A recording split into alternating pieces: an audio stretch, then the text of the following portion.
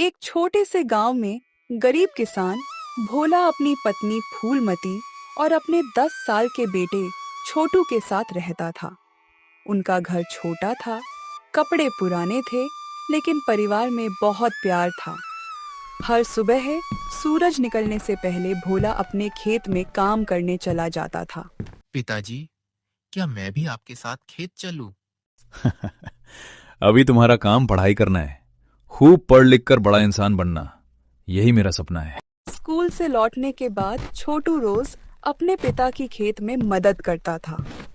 पिताजी, आप इतनी मेहनत करते हैं, फिर भी हमेशा मुस्कुराते रहते हैं।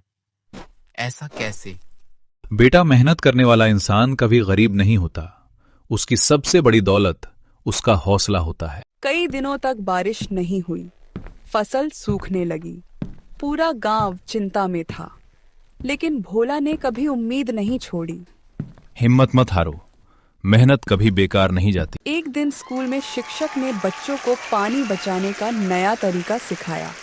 घर लौटकर छोटू ने प्लास्टिक की बोतलों से धीरे धीरे पानी टपकाने का तरीका बनाया।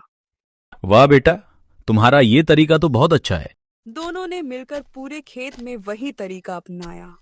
कुछ दिनों बाद जहां दूसरे किसानों के खेत सूख चुके थे, वहीं भोला का खेत हरी भरी फसल से लहलहा रहा था।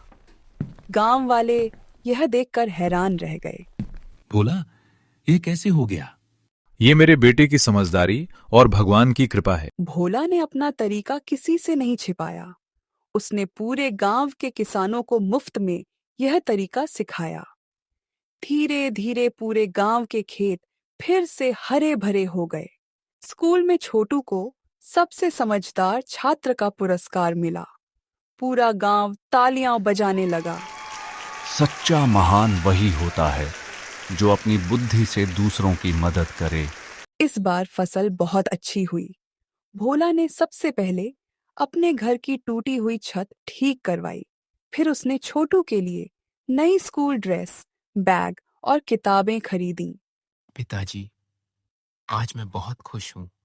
बेटा, मेरी सबसे बड़ी खुशी तुम हो। गांव के वार्षिक मेले में भोला को साल का सबसे मेहनती किसान और छोटू को गांव का सबसे होनहार बालक सम्मान दिया गया। पूरा गांव खड़े होकर तालियां बजाने लगा। शाम को पिता और बेटा खेत के किनारे बैठकर डूबते सूरज को देख रहे थे। हल्की ठंडी हवा चल रही थी।